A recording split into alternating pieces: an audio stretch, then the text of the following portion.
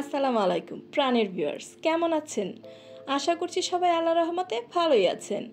আজকে আমি করে দেখাচ্ছি চট্টগ্রামের ঐতিহ্যবাহী বাকরখানি রেসিপিটি, কিন্তু কিছুটা ঢাকার বাকরখানির সাথে অ্যাডজাস্ট করে।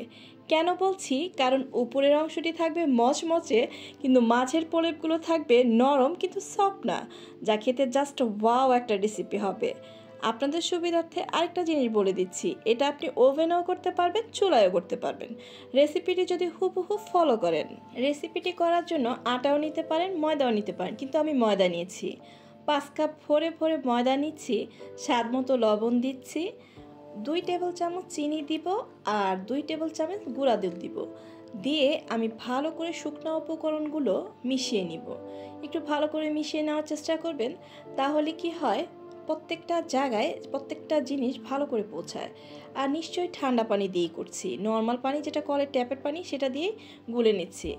আর এই ক্ষেত্রে আরেকটা জিনিস বলছি, সেটা হচ্ছে আপনি যদি একটু নরম করেন তাহলে আপনার লেয়ারগুলো একটু নরম হবে, কিন্তু আমি নরমও না মানে শক্তও না, মোটামুটি একটা পর্যায়ে করছি। আর এই যে রেসিপিটি আপনি যতক্ষণ রেস্টে রাখবেন আপনার রেজাল্টটা তত ভালো হবে। প্রত্যেকটি স্টেপই আপনি রেস্টে রাখতে হবে। তারপরে এখন আমি ভালো করে ময়ান করে নিচ্ছি। আপনি এখন যত ভালো করে ময়ান করবেন, পরবর্তীতে যে আপনি স্টেপগুলো করবেন তা আপনি সুন্দরভাবে রোলিং করতে পারবেন। আসলে আমরা বাসায় নর্মাল যে রুটি বেলি, সেটাও যদি একটু ভালো করে ময়ান করি, রুটিগুলো কিন্তু পারফেক্ট হয়। তো প্রত্যেকটা কাজে কিন্তু ধৈর্যের পরিচয় দিতে হয়। এখন আমি ময়ান করে একটু উপর দিয়ে তেল মেখে দিচ্ছি, দিয়ে আমি রেস্টে রাখবো। 20 মিনিট রাখতে পারেন, 30 মিনিট রাখতে পারেন, যতক্ষণ রেস্টে রাখবেন অতক্ষণই ভালো হয়, কিন্তু 30 মিনিটের বেশি কিন্তু যাবেন না আবার। আর এই রেসিপিটিতে আপনি তেল ব্যবহার করলে কিন্তু কখনো পারফেক্ট রেজাল্ট পাবেন না। ডালডাটাকে এভাবে একটু গুলিয়ে নেবেন। গুলিয়ে আমি রেখে দিলাম এক সাইডে। আর চিনিটাকে আমি একটু শিরা করে নিব। এই 4 ভাগের 1 কাপ চিনিকে একটুখানি পানি দিয়ে একটু ঘন আকারে শিরা করে নিব। আর দেখেন ময়ানটা মোটামুটি একটা ভালো আকারে হয়েছে, কারণ আমার রেসিপিতে কোনো ফাঁকি ঝুঁকি নাই। আজকে যেহেতু সন্ধ্যার একটু আগে করতেছি, সবাই বিকেলে নাস্তার জন্য ওয়েট করতেছে, তো এক্ষেত্রে আমি একটু তাড়াহুড়ো করছি, তাই সেক্ষেত্রে রেস্ট আমি মনে হয় 20 মিনিটে রেখেছিলাম। তো আসুন পরবর্তী যে স্টেপ সেটা করছি।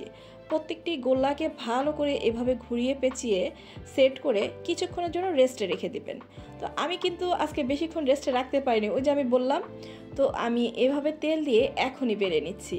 তো এক্ষেত্রে আমাকে অবশ্যই ক্ষমা সুন্দর দৃষ্টিতে দেখবেন, কারণ আমার আজকে চার সাথে সবাই নাস্তার জন্য ওয়েট করছে। একটু নিচে তেল দিয়ে বেললে তাড়াতাড়ি করে বেলা হয়ে যায়। আর আপনি যখন রেস্টে রেখে বেলবেন, আমার মতো এত কষ্ট করে বেলতে হবে না, দেখবেন খুব তাড়াতাড়ি জিনিসটা ছড়িয়ে যাচ্ছে। আর এই রুটিটাকে যত পাতলা করে বেলা যায়, বড় করে বেলা যায়, সেটাই আসলে সুন্দর হয়। তা আমি মোটামুটি যতটুক পারছি টেনে টুনে বড় করছি। আর ভিতরে ডালডার প্রলেপ দিয়ে তারপর আমি সেট করতে চলে যাব। তো আমি তো ওই যে বললাম, আমার যেহেতু তাড়াহুড়া, তাড়াতাড়ি আমি করার চেষ্টা করছি।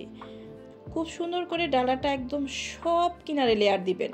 আমরা যখন প্যাটিস বানাই তখনও কিন্তু একটু ধৈর্য সহকারে বানাতে হয়, এটাও পুরাই একটা প্যাটিসেরই একটা স্টেপ। তো এইভাবে করে সর্বদিকেই আমি ডালটাটাকে ছড়িয়ে দিচ্ছি। আর আপনি যদি ডালটাকে একটু আগে গরম করে নেন, যদি একটু বসে যায়, তো সেক্ষেত্রে আবার একটু তাওয়া বসিয়ে গরম করে নেবেন। আমি প্রত্যেকটি জিনিসই আপনাদেরকে সহজ করে বুঝিয়ে দিচ্ছি, যেন আপনাদের একটু হলেও সুবিধা হয়। প্রত্যেকটি সাইডেই ডাঁটা দিয়ে এভাবে আমি ভাঁজ করে নিচ্ছি, যেভাবে আমরা চারকোনা পরোটা বানাই সেটা করে। আবারও মাঝখানে আবার একটু ডালডার প্রলেপ দিয়ে আমি গোল করে একটা লেয়ার করব। এরকম করে আবার গোলা করে তারপর রেখে দিব।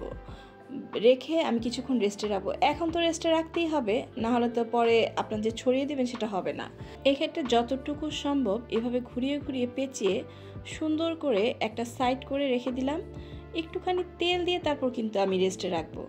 প্রায় 10 মিনিটে আমি রেস্টে রেখেছিলাম, কিন্তু আপনি যদি 20 মিনিট রাখেন তাহলে কিন্তু জিনিসটা আরও ভালো হবে। তো এক্ষেত্রে রেস্টে রাখার ক্ষেত্রে আপনি বুঝিয়ে রাখবেন আপনার ময়ানটা কীরকম হয়েছে, সেক্ষেত্রে সেটাই ডিপেন্ড করবে। তো এটাকে এক সাইডে রেখে আমি পরবর্তী যেই রুটিটা সেটাও বেলে একইভাবে সেট করে রাখছি। তো আমার প্রথম রুটিটা ওই যে বললাম একটু তাড়াহুড়া, এই কারণে একটুখানি মেলতে একটু সময় লেগেছে, কিন্তু পরবর্তী আমি যেগুলো বেলেছি হাতে দিতেই ছড়িয়ে গিয়েছিল। তো আমি কিন্তু প্রত্যেকটি জিনিসই আপনাদের সাথে শেয়ার করছি, জানি একটু হলেও আপনাদের উপকার হয়। তো এভাবে করে এবার আমি দিয়ে দিচ্ছি। আমি আমার ওভেনটা প্রথমে প্রিহিট করেছি 10 মিনিট 200 ডিগ্রি সেলসিয়াসে, তারপর আবার 200 ডিগ্রি সেলসিয়াসে 30 মিনিট আমি এটাকে বেক করতে দিয়েছি। আসলে কি এটা 25 মিনিটে হয় না, পুরাই 30 মিনিট লেগে যায়, আর যার যার ওভেনে যেরকম সময় লাগে।